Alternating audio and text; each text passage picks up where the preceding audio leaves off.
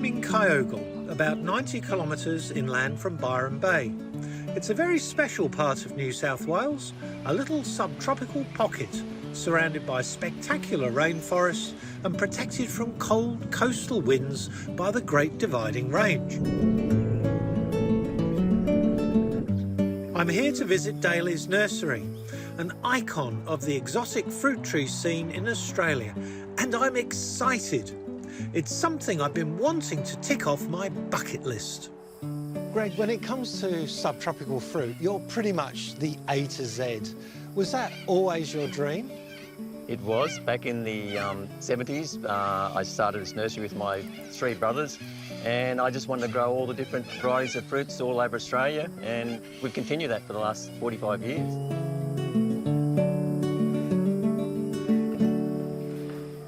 We employ about 20 people that propagate at least 500 different sorts of fruit trees.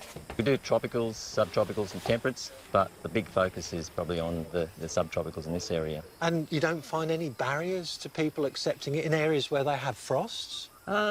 We probably do, but as I say, I think growing fruit trees is just not about getting the fruit. I mean, that's the side benefit, but it's a passion of trying to grow something outside your sort of climatic range, which I find quite exciting.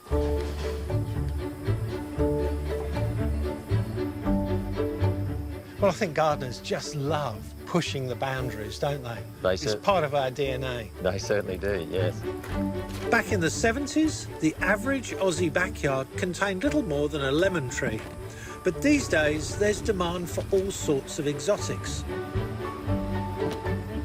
Daley's have grown literally millions of fruit trees and sent them out to hopeful gardeners all across Australia. Because of our fortuitous sort of situation and climate, we're able to grow a lot of our own trees for production, and we grow them from seed, cutting, and graft them as well. We have partner nurseries who supply us, and we grow them on here to a size that we can ship them out direct to our customers, to their door. So what sort of fruit trees would you grow? We grow everything, Jerry, from Achachas to Jackfruit, Kenistels, Dragonfruit. Yep, we've got them all here. Let's go and see them. You've got my mouth watering. Sounds exciting.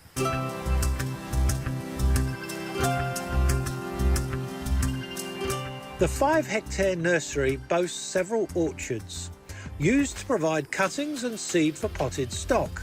And they're a treasure trove of tropical delights. Oh. This is a Mamey Sapote tree. It's a variety called Grey, a selection called Grey.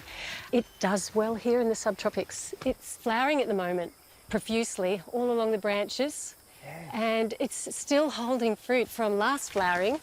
Very tropical tree. It's from Central America, but it has adapted well to the subtropical conditions. And they are reaching markets in Sydney and Melbourne from growers up north. But would you be able to grow this in Sydney? I think so, yes, yeah. As a seedling, and you could likely get fruit, especially if you've got a microclimate that you are working on, planting with lots of trees to keep the area warm, potentially even inside a polyhouse. The plant itself is quite decorative and would make a lovely shade tree in the yard, but it's the fruit that's the real prize. And look at that, Ooh, glossy, salmon-coloured flesh. Lovely. There you go, try that. Thank It's you. a very rich fruit. It's interesting. It's creamy, but it's not soft. No, you can bite into it, yeah. It's sweet, but there's a little flavour of caramel. Mm-hmm, yeah, it's so Yeah. caramel. Yeah. Yep. It's So delightful. sweet, yeah. It's almost like a pudding, isn't it? Oh, yeah, it's so You know? rich. It is difficult to eat a whole one on your own. Is that right? Yeah, yeah. I don't know. I think I'd have Yeah, you no could do it, problems yeah. at all. For brekkie and... Mamey Sapote. Many Australians are now familiar with the delights of dragon fruit, but some new, exciting varieties are now becoming available. So this is a Pink Panther. Now, it only produces a small to medium-sized fruit, but the flavour is amazing. It's highly productive from a young age, and it's compact. You can build these trellises. They don't have to be tall, and the hanging branches are what are going to flower and fruit for you. Flavour interests me Would you like- because normally they're quite sweet and juicy, but they don't have a strong flavour.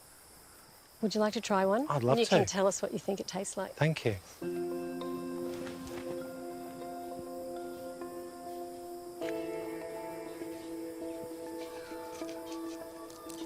That's lovely Look at that colour, isn't colour. it? That's really a vibrant pink, isn't it? Yeah, isn't that fabulous? Have a try. Thank you.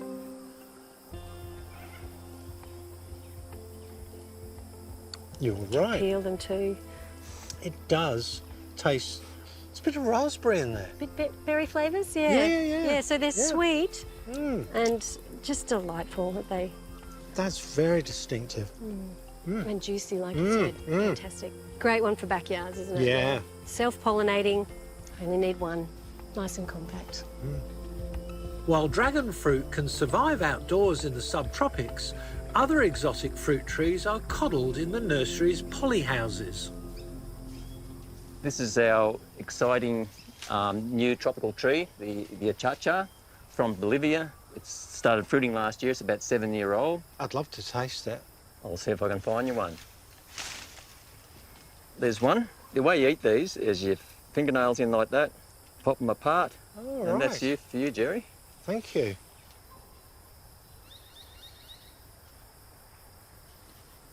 It's tangy, very juicy.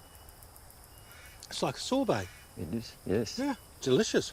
We've proved that we can crop it down in the subtropics, even though it's a tropical tree, and I'm sure I'm waiting for someone down in Melbourne to say they've cropped it down there.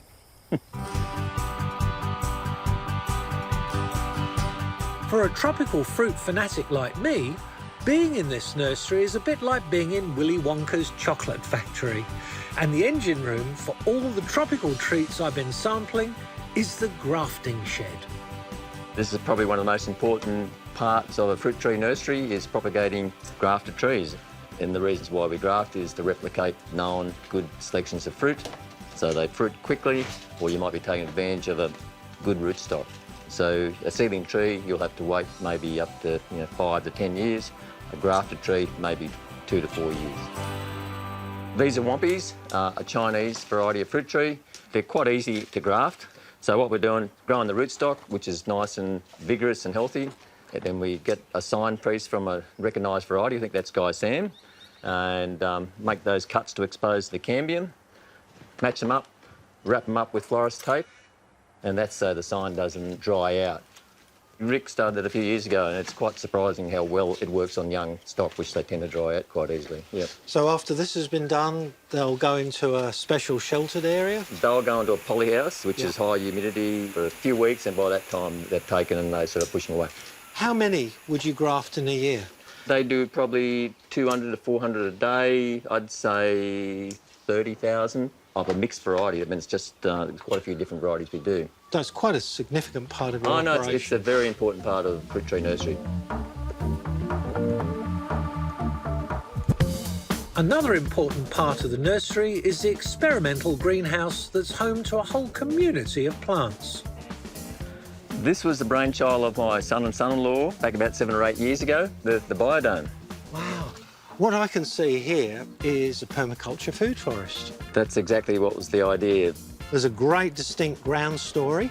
You've got vine and fruit trees above it. The concept is utilising every little bit of space from the lower levels to the mid-levels to the top. So there's got to be a lot of pruning to make it sort of happen. Otherwise, the most dominant species will take over. So it's about pruning and using different layers. There's a lot of pruning. That means there's a lot of cuttings. Yes, I had that in mind when my son and son-in-law started this. I thought, well, there's lots of the prunings we can use for cuttings and grafting, so it's worked out well. Win-win. Hasn't it just? What I love is the fact that you've kept things to what I call a safe picking height, which means you get all the fruit that you want and it's easy to access. And you've done this with a whole range of subtropical fruit nobody would have thought of doing it to. Yeah. So this is a living experiment. Yes, we've got down to -5, -6, so that was the idea. A lot of the tropicals we propagate, try to put them in the polyhouse, and it works. So if anyone sort of lives in downtown Melbourne, got a greenhouse in their backyard, it's possible. What a fantastic example. And everywhere I look, I'm seeing things that I don't recognise, which is such a delight. To keep the trees in his biodome to a manageable height, Greg has an old trick up his sleeve. This is a jackfruit. I'm going to show you a technique called cinching or girdling. It's an old technique that used to be used to force trees into fruiting, seedling trees, or to keep trees small. Basically, all it involves is using a tool like this, called a girdling tool or a cinching tool, and just take a thin slither of phloem tissue off the jackfruit. That will interrupt the flow of nutrients and carbohydrates from the top down to the root system, so I'll slow the root system down, force flowers to initiate and fruit. Simple as that. Greg is careful not to damage the cambium layer beneath the bark and ensures that the cut is narrow enough for sap to cross the gap. You don't want to actually cut a big gap out and it virtually ringbarks the tree. Yes. We all know what ringbarking does. Yes. So it's a very shallow cut. Shallow. And it just shocks the tree into thinking it's going to die. Yes. And before it dies, it's got to reproduce. Yes. And the time of year to do it is actually in the growing season. So probably from sort of late spring to autumn, Yes. that's the time to do your cinching. So Yeah. don't feel shy about doing some cinching on your biggest trees. At a time when retail megastores dominate plant sales, it's great to see a family business not just surviving, but thriving. And the pride that Greg and Pauline take in their work is obvious. It's a really satisfying thing to be part of building that culture of backyard orcharding, inspiring people and educating them on what they can grow in the smallest balcony or their big backyard. It's just very rewarding. It has been an amazing 45 years of growing fruit trees, working in an engaged community which fosters nature connection, which is so missing in our modern world today. Well, one thing I've learnt today is that there's always another fruit that you don't know about but you want to grow. And so thank you for introducing me to new things and new challenges. It's our pleasure. Yeah.